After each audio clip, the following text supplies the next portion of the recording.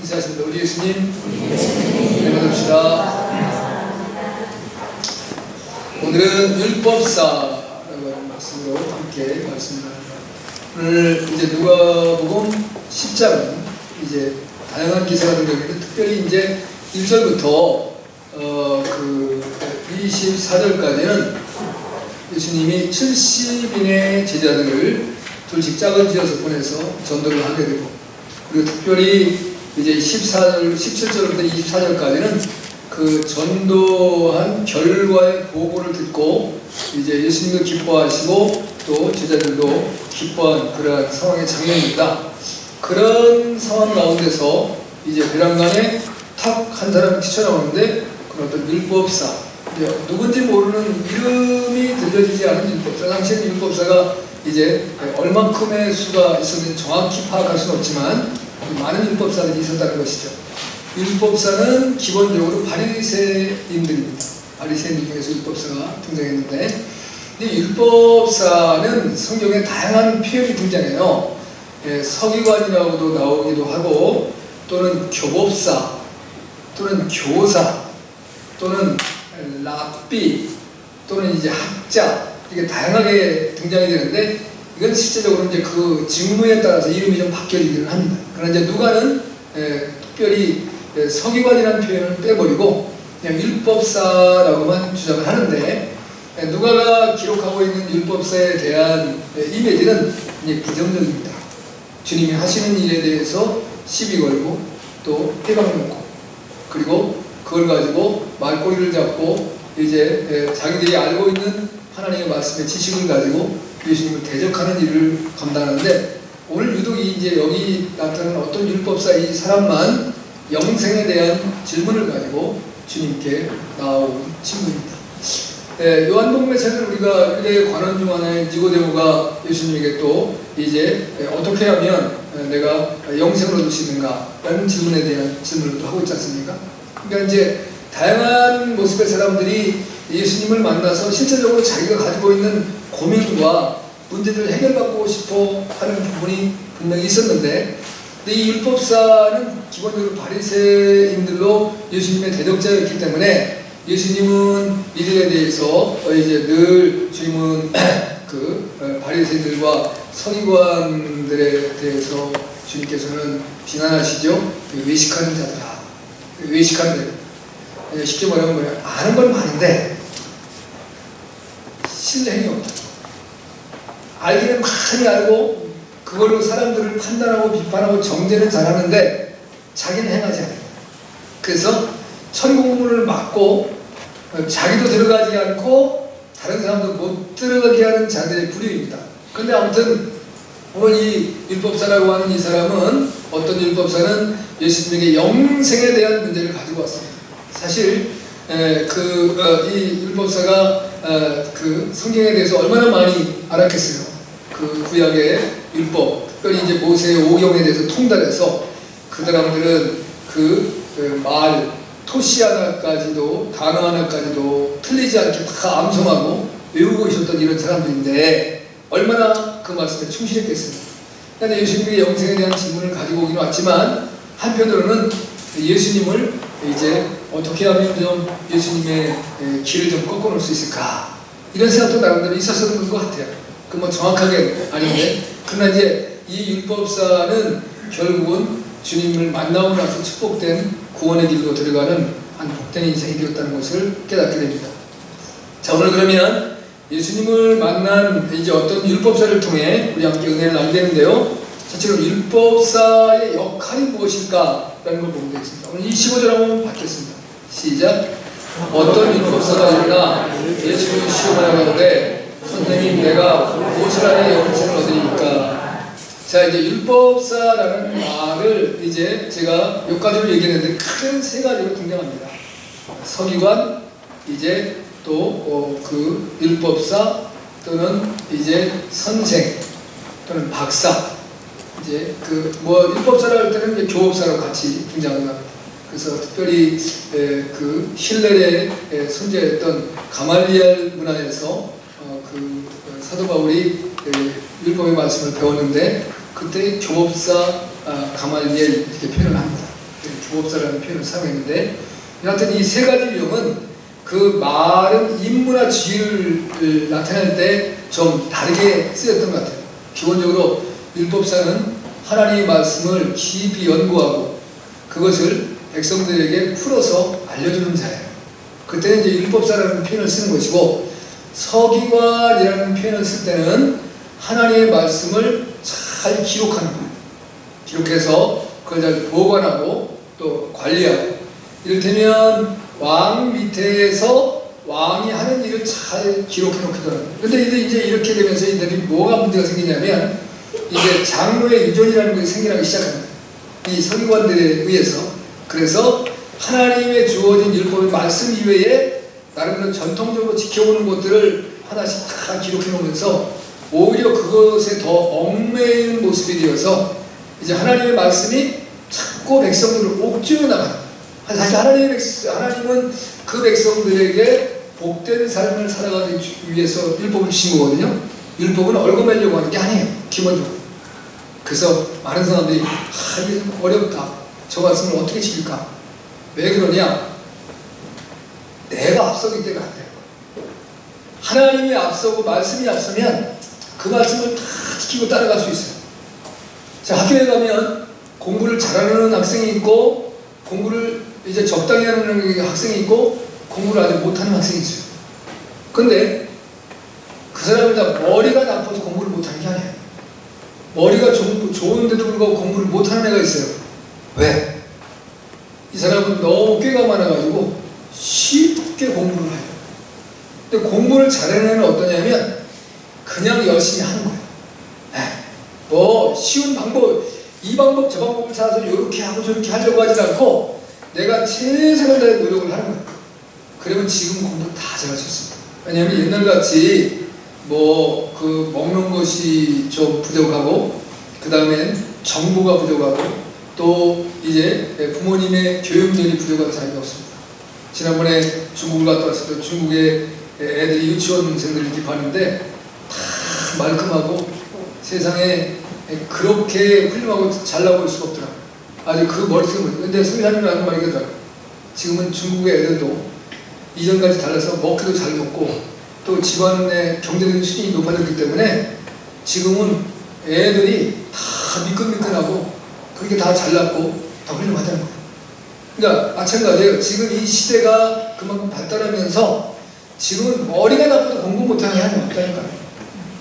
제가 그랬잖아요. 제가 우리 고등학교 다닐 때에 나 지금 그 친구를 지금 어떻게 살아가는지 모르는데, 이 친구는 그 밥 먹는 시간하고 화장실 가는 시간 이외에는 학교에서도 이 폐가하고 책을만 매달립니다. 근데 나중에 알고 봤는데 집안이 부유였더라. 집에서는 또 가정교사가 따로 있었다. 근데 우리 때는, 지금은 모르겠는데 우리 때는 IQ 테스트를 해요. 그래서 고등학교 때 한 번을 했는가? 중학교 때 한 번, 고등학교 때 한 번 하니까 이렇게 해요. 근데 얘가 IQ 두 자릿수예요. 내가 그때 당시 92인가가 나왔어요. 근데 보통 사람들의 IQ가 100에서 110 사이거든요. 이제 그 정도로 나오는데, 그 다음에서 이제 120에서부터 130까지는 좀 머리가 좀 괜찮다. 그 다음에 이제 150 정도 되면 아우 진짜 천재다, 이런 얘기를 하거든요.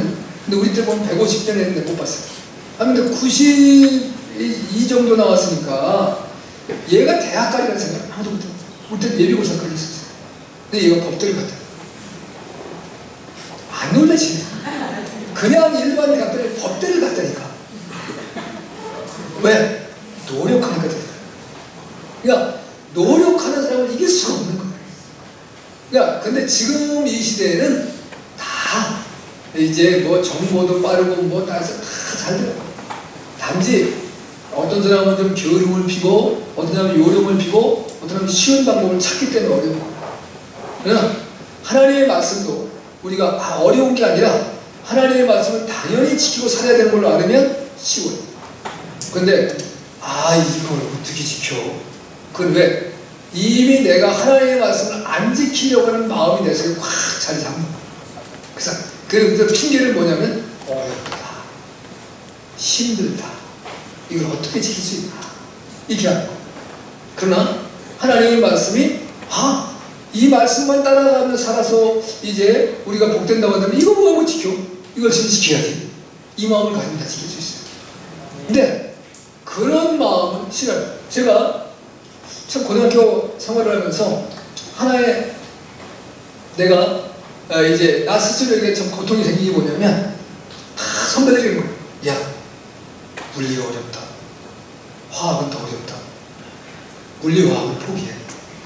어차피 선택 과목에 따르고 있으니까 다른 거 선택해야 돼. 아니, 난 물리라는 걸 접해보지도 못하고 화학이라는 걸 접해보지도 못했는데 이미 어려워서 그건 포기하라는 말로 선배들이 계속 강요하는 거예요. 제가 그냥 했을까요? 못했어요? 못했어요. 무조건. 이건 겁이 먹어가지고 도대체 물리라는 말 자체가 나에게 스트레스 주는 거예요. 화학이라는 말 자체가 스트레스 주는 거예요. 그냥 공부 어떻게 했어야 되겠어요? 안 돼요. 그러니까 우리의 인생의 삶도 지금 마찬가지예요. 신앙인인 저와 여러분이 먼저 예수님 믿었잖아요. 근데 여러분이나 저나 이제 전도를 해가지고 새로 오는 사람들에게 신앙생활 어렵다 그러면 신앙생활 다 못합니다. 신앙생활은 재미있고 너무 기쁘고 복된 거라고 해줘야 그 사람들이 신앙생활 잘 할 수 있는 거예요.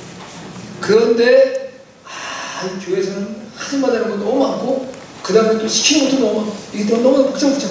그냥 어떻게 그러니까 대충 적당하게 해야 돼. 이렇게 하면 그 사람 다 버려놓는 거예요. 그러니까 여러분 스스로도 하나님의 말씀은 복된 것이다. 아멘. 하나님의 말씀은 정말 쉬운 것이다. 지키면 되는 거예요. 하는 거 하고 하지 말라는 거 안 하면 돼요. 간단해요. 근데 하지 말라는 건 굳이로 하려고 하는 거예요. 또 하라는 건 안 하려고 뺀질뺀질하네. 이러니까 어려운 거예요. 하나님의 말씀. 그러니까 하나님의 말씀은 쉽다. 아멘. 하나님의 말씀은 복되다. 아멘. 오늘 이것만 붙잡아도 여러분 축복이에요. 그렇게 살아가시면 돼요. 자, 그러면 오늘 이제 이 율법을 전문적으로 연구를 해서 풀어서 백성들에게 잘 가르쳐주는 이 율법사가 이제 예수님에게 나온 거죠. 근데 기본적으로 이 율법사가 체계를 갖추기 시작한 것은 에스라 때부터예요.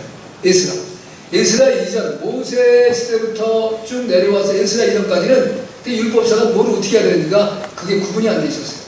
그런데 에스라 때는 하나님의 말씀을 잘 연구하고 그것을 백성들 앞에서 설교를 할 정도로 갔을 때예요. 그때 이제 체제와 그 다음에 지위가 주어지는 놀라운 역사를 이루어냈습니다. 에스라는 서기관의 지위를 설정한 최초의 사람입니다. 서기관들은 율법을 낭독하고 풀이해 줬습니다.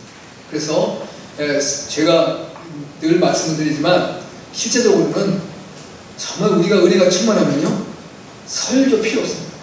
성경만 그냥 읽어보면 그게 최고예요. 그러니까 성경을 읽었을 때 내게 은혜가 확 되어질 수 있는 것이 최고인데 우리의 마음이 너무 때가지고 녹슬었어요. 그래서 하나님의 말씀을 읽어가지고서는 그걸로 내 마음의 때와 녹을 다 벗겨낼 수가 없어요. 그래서 하나님의 말씀을 설교라는 형태를 통해서 말씀을 해석하고 풀어줄 때에 우리 가슴에 은혜가 되어지고 그것이 내 가슴에 스며드는 역사가 나타나는 거예요. 어떤 목사님이 이런 고백을 해왔던 걸 제가 보고 한참 웃었어요. 웃지 못할 일이지만 자, 하나님은 우리 모두를 사랑하시고 우리에게 은혜를 주시는데 은혜의 빛깔이 다양하다는 거예요. 동일한 설교의 말씀을 들었는데 들은 회중들은 각자 다른 빛깔의 은혜를 받고 있더라는 거예요.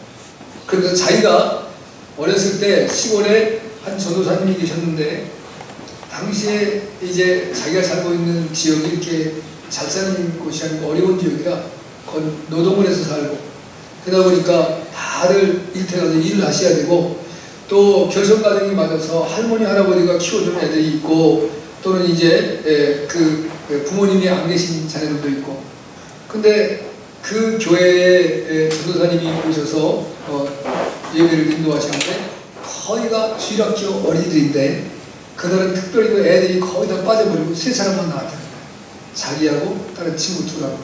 근데 전도사님이 설교를 하시면서 성교사님, 전도사님 스스로가 말씀에 은혜가 돼서 눈물을 흘리셨는데 세 아이가 다 울었대요. 넷이 울었어요. 그런데 지나고 나서 성장하고 자기가 그 목사님이 되신 목사님을 후에 어디서 길에서 만났는데 그때 그 얘기를 서로 나누면서 목사님이 그때 내가 말씀이 너무 은혜가 돼서 울었다. 근데 그 청년 자기에게 고백을 못했지만 나중에 목사님이 됐지만 자기는 말씀이 은혜가 돼서 그런 게 아니라는 거예요. 왜냐? 목사님은 양복을 입으셨는데 그 당시에 돈이 없어서 운동하셨는데 운동화가 개연바닥처럼 앞에 다 버려진 거야. 돈이 없고 가난하니까. 근데 그 버려진 혓바닥에 있는 그 전도사님이 설교를 하면서 눈물을 흘리는 모습을 보는데 자기는 그걸 보고 너무 눈물이 나왔다는 거예요. 자기는 그 말씀을 전도사님한테 고백을 못했지만 그러니까 이게 인간들이 받는 은혜의 파장은 다 빛깔이 다르다는 거예요. 근데 자기는 그때 그 전도사님을 기억하고 잊어버리지 못하고 그때 그 주일학교 때 그 모습을 기억해 자기가 목사가 됐다는 거예요. 여러분 이걸 뭘로 표현을 해야 되겠어요? 아니 그러면 이제 그 시골촌에서 주일에 세 사람 주일학교 모였는데 전도사님이 설교에다 눈물을 흘리시는데 그 신발 창이 떨어져서 계절바닥같이 벌려놓은 그 하얀 운동화를 보고 전도사님 보는데 자기는 슬퍼서 눈물을 펑펑 흘렸는데 그것이 나중에 지나고 보니까 하나님의 은혜였다는 고백을 하는 이 고백을 뭘로 표현해야 돼요? 여러분 은혜의 빛깔은 다양하다. 아멘? 그러니까 내가 받은 은혜만이 최고라고 강조해서도 안 되고 내가 믿는 나의 믿음의 그 이제 길만이 최고의 길이라고 자랑해서는 안 된다. 근데 오늘 왜 이 율법사를 그 얘기를 하려면 이 율법사가 그런 사람이라는 거예요. 자, 이 율법사는 오늘 이제 말씀을 연구하는 자로서 최선을 다해서 말씀을 연구했겠지요. 모세의 경우는 다 암송하고 토시 하나 틀리지 않을 정도로 하나님의 말씀에 능통했으니까 얼마나 뛰어났어요. 그러니까 예수님에게 영생의 예수님을 만날 때 예수님에게 만나 질문하잖아요. 두 번째가 예수님을 시험한 율법사가 오늘 25절하고 29절하고 보겠어요. 자 봅시다. 시작. 어떤 율법사가 일어나 예수를 시험하였는데 선생님 내가 무엇을 하여 영생을 얻으니까. 29절. 이 사람이 자기를 옳게 보이려고 예수께 여쭤보자. 그러면 내 이것이 누구니까. 두 가지 질문이에요. 먼저는 이제 무엇을 하여 영생을 얻을 수 있습니까? 라고 질문을 물었어요. 참 이거 여기에는 두 가지 중요한 의미가 담겨 있습니다. 이제 그 자기가 알고 있는 하나님의 말씀의 지식을 자랑하고 싶은 생각 하나, 예수님 분명히 그것에 대해서 물으실 것이다 라고 알았어요. 또 하나는 자기가 믿는 그 하나님의 말씀의 체계를 인정한다고 한다면 예수님이 증거하려고 하고 예수님이 나타내려고 했다는 것이 다 무너질 것이라는 생각을 가진 거예요.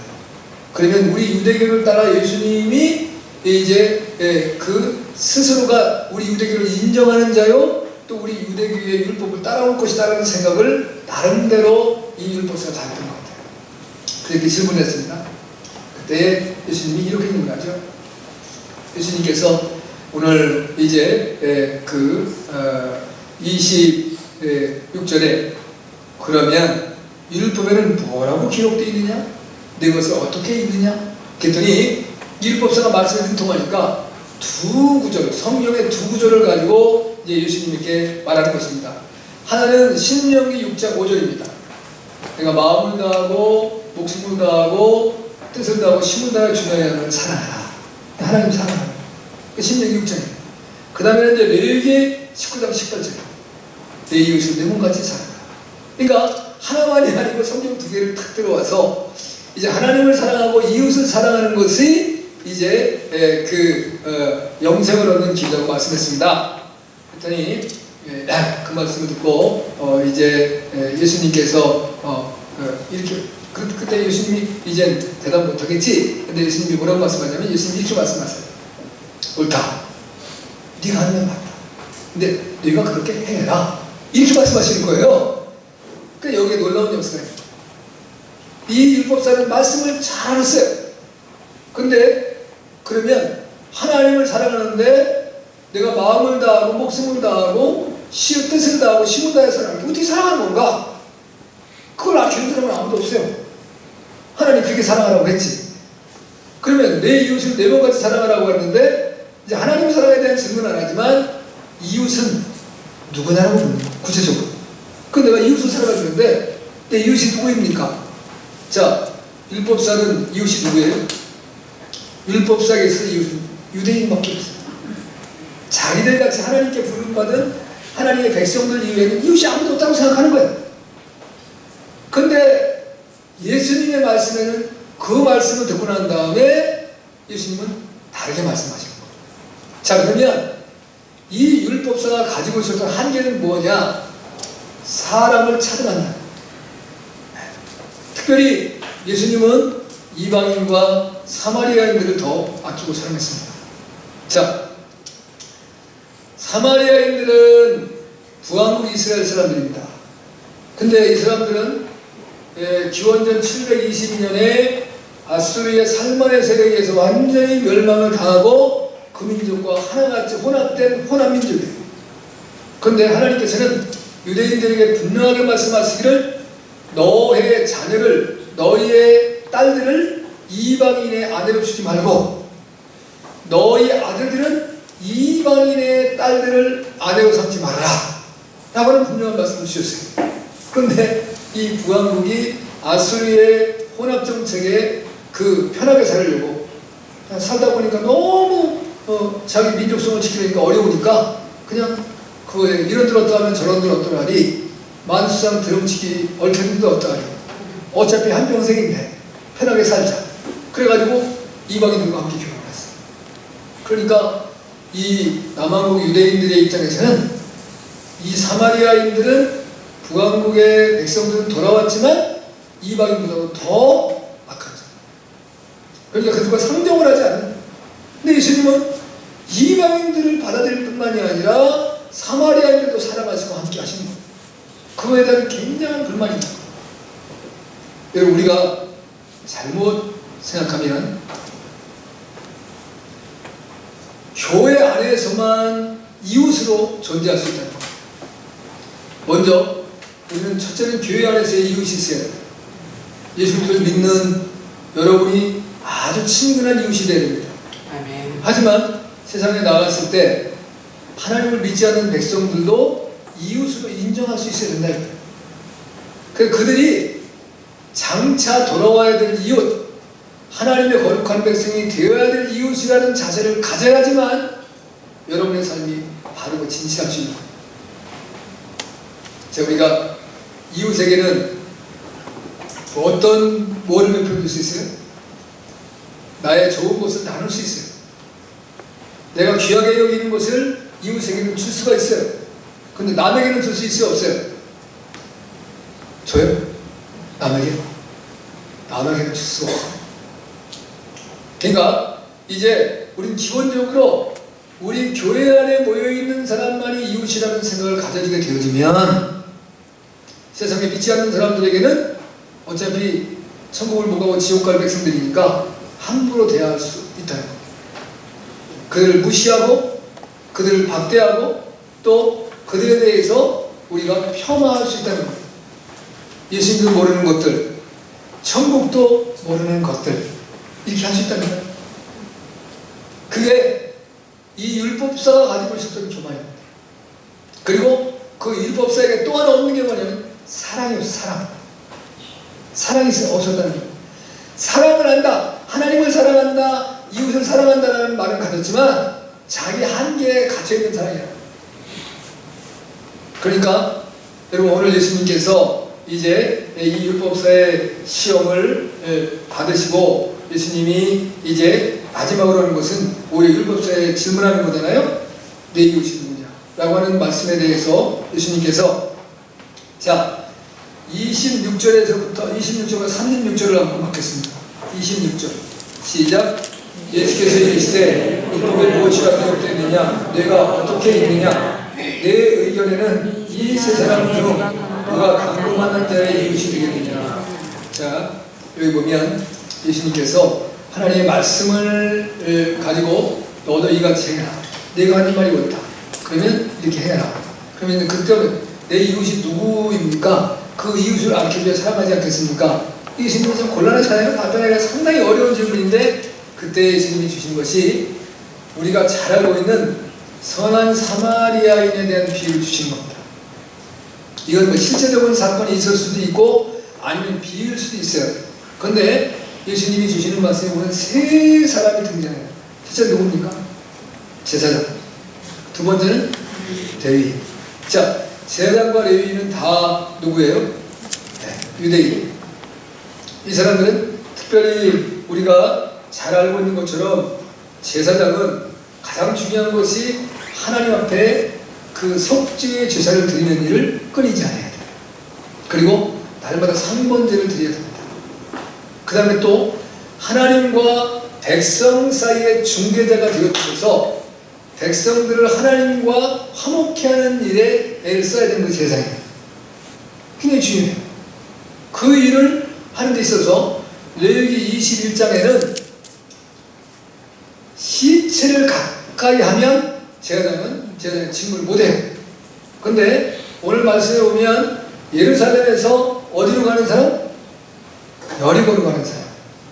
예루살렘은 700고도가 이제 750m의 높이에 있어요.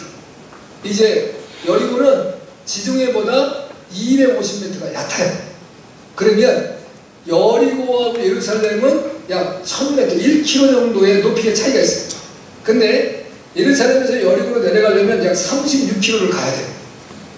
그런데 그 가는 길 자체가 험난하다는 거예요. 그래서 그런데 여리고라고 하는 이 성은 굉장히 상업화된 도시이기 때문에 그곳에는 많은 특별히 종려나무가 많이 우거져 있고 그곳에 많은 사람들이 모여있기 때문에 사람들이 그곳을 많이 갔다는 거예요. 그러니까 그곳을 드나드는 데 있어서 그 예루살렘에서 여리고를 가는 길 그 모퉁이마다 뭐가 많냐면 강도와 도적대가 많았다. 그래서 예수님은 그 사실을 실제적인 것으로서 지금 예언을 드시는 겁니다. 근데 이제 제사장은 그 가다가 강도 맞는 사람을 가까이 하지 않고 보고 지나가요.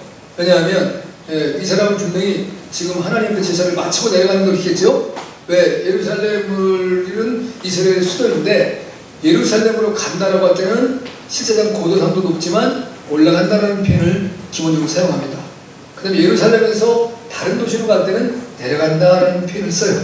근데 실제적으로 예루살렘에서 여리고로 내려가는 것은 문자적으로 내려가는 의미예요. 1000m, 1km가 얕으니까 내려가는 길이었었는데 아무튼 이 제사장이 제사를 마치고 또 집에를 갔다가 다시 제사를 드리러 올라간다라고 할지라도 시체를 만지면 문제가 되겠죠.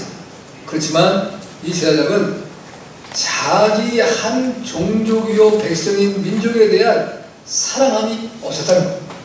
제사장의 문제예요. 근데 레위인은 다 뭐하는 자입니까? 제사장 이외에는 이제 성전의 기구를 옮기는 일을 감당하고 그것을 잘 이제 보관하고 관리하는 일을 해야 됐어요. 그 일도 만만한 일이 아니죠. 그도 시체를 가까이 하면 그 일을 못할 수도 있으니까 그렇게 걸어갔다라고 볼 수 있겠지만 이 사람도 또한 자기가 지켜야 될 이웃에 대한 도리를 제대로 합당하게 행하지 못한 자예요. 도덕적으로 상당히 문제가 있는 사람이에요. 비난받아 마땅해요. 그런데 사마리아 사람은 자기들이 손가락질하고 그리고 이제 인정하지 않는 그 사람인데 오늘 이 사람은 여행 중에 있었다 그랬어요. 여행. 여러분 여행 해보셨죠? 여행을 할 때 그냥 뭐 아무 계획이 없이 여행을 하는 사람도 있지만 여행에는 다 뭐가 있어요? 여행에 일자가 있고 여행에 스케줄이 있습니다. 그 계획을 따라서 움직여야 돼요. 그 다음에 여행에 드는 경비를 준비해가지고 내가 여행을 가게 돼 있어요. 근데 이 사마리아인은 자기를 원수로 여기는 그 강도 만난 그 사람에게 가서 무엇을 해가냐면 이제 그 사람에게 그 첫째는 포도주를 여기 부는다 그랬죠. 이제 그리고 그 사람을 잘 싸매어줘서 그의 질병을 고쳐주는 그러한 역할을 여기 감당하고 있습니다. 그 다음에는 또 뭐를 했냐면 시간과 물질을 바쳐서 그 사람을 돕는데 이 사람이 주막에다 준 돈이 얼마냐면 2 데나리온. 근데 당시에 한 데나리온이 이제 한 노동자의 하루의 품삯이라고 말하는데, 근데 그 품삯의 하루의 품삯인 한 데나리온은 과연 숙박업으로 쓸 때에 얼마만의 가치냐? 이게 그 하룻밤 그 주막에서 머무르는 돈이 32분의 1 데나리온이에요. 그러면 한 데나리온 가지고는 32일 동안을 묵을 수 있는 거예요. 그러면 끊어서 말하면 약 2달 정도를 그 이제 주막에서 이제 보살핌을 받을 수 있는 돈을 지급하는 거예요. 적은 돈이 많은 돈이에요. 엄청나게 많은 돈을 시장으로 헌신한 거예요. 그럼 이 사람이 부자라 이런 일을 했습니까? 아니요. 사랑했기 때문에 사람의 생명을 존중히 여기는 마음을 가졌기 때문에 예수님이 질문합니다. 그럼 누가 강론받는 자의 이웃이겠느냐? 그랬더니 이 율법사에 이 아주 이 얄팍한 모습을 한번 보세요. 어떻게 고백하냐면 자비를 베푼 자. 여러분 뭐라고 말씀하겠어요? 여러분이 예수님께서 지금 제사장, 레위인, 사마리아인 이렇게 있어요. 그러면 누가 그 강도만한 자의 이웃입니까? 그렇죠. 여러분 사마리아인이라고 그러잖아요. 저도 사마리아인이라고 대답해요. 맞아요. 근데 아직까지도 자기 안에 쌓여있는 그 율법과 예수님에 대한 부정적인 생각과 마음 때문에 쉽게 풀어지지 못하는 거예요. 그래서 사마리아인이 이웃입니다 라고 고백하지를 못하고 자비를 베푼 자니이다 이렇게 표현하고 있어요. 하지만 성경에서 율법사로서 예수님을 만나서 이렇게 예수님의 말씀에 그대로 굴복하고 예수님의 말씀에 합당한 대답을 한 사람은 거의 없습니다. 이 사람은 하나님의 말씀을 깨닫는 은혜를 얻었습니다. 자, 우리가 이 세상에서 생명의 복음을 증거하면서 영혼을 살리려고 할 때 한 사람이 금방 나 예수 믿으래요. 그렇게 좋은 예수를 내가 왜 안 믿었는지 몰라. 나 지금 바로 예수님 믿겠어요. 이러는 사람은 거의 없습니다. 다 이렇게 우리가 이제 굳어진 마음 그리고 돌 같은 마음에 계속 하나님의 말씀이 증거되고 전파되면서 이제는 붙어버리고 금이 가고 이제 벌어지다가 어느 순간에 그 마음이 깨어지는 거지. 한 번에 깨어져 가지고 내가 복음을 전했는데 그 사람이 너무 좋아가지고 아이고 정말 미워 죽겠어. 이렇게 좋은 은혜와 축복을 혼자만 가지고 있고 여태까지 나한테는 안 알려주고 왜 이랬어? 이런 사람이 어디 있겠냐는 거예요. 그 다음에 이제 우리가 오늘 말씀을 통해서 가장 중요시해야 되는 것은 누가 내 이웃이냐라는 것이 중요한 것이 아니라 내가 누구의 이웃이 되어줄 것이냐 이 마음을 가져야 된다는 거예요. 여러분은 왜 선한 사마리아 같은 이웃은 나에게 오지를 않아? 내가 그렇게 기다리는데도 이 사마리아인 같은 선한 사마리아 같은 이웃이 나에게 좀 왔으면 얼마나 내가 행복할까? 와서 내 문제도 해결해주고 그리고 또 이제 기름과 포도주를 부어서 내 상처를 싸매어주고 내 모든 질병과 고통과 아픔도 다 씻어주고 나에게 필요한 물질과 시간도 내줘서 내가 좀 부유하게 되어주고 내 삶이 풍족해지게 만들어주면 좋겠는데 이런 생각들을 많이 가질 수 있어요. 근데 중요한 것은 그게 아니라 내가 누구의 이웃이 되어줄 것인가. 지금 어떤 사람이 고통 중에 있어 강도받는 자의 삶을 살고 있는 아픔이 있는 사람이 내 주변에 있는가. 그래서 내가 선한 사마리아인이 어떻게 되면 될까. 이런 마음을 우리가 가져야 된다는 거예요. 그게 하나님의 은혜를 입는 자고 사랑을 입는 자고 하나님의 복된 은총수에 걸어가는 사람이라는 거죠. 그래서 오늘 이 율법사를 통해서 예수님이 우리에게 보여주고 싶은 것은 율법사 그 사람 자신이 구원받는 문제이기도 하지만 이 누가복음 10장 25절에서 37절의 말씀을 읽는 이들마다 내게 선한 이웃인 사마리아 사람이 오기를 바라기보다 내가 선한 사마리아 사람이 되어서 누군가의 강도받는 자 만난 사람들의 이웃이 되기를 원하는 마음과 믿음을 가지고 살아가기를 원하신다는 거예요. 할렐루야. 저와 여러분에게 그런 은혜가 오늘도 충만하게 넘쳐날 수 있기를 주님을 축복합니다. 아멘.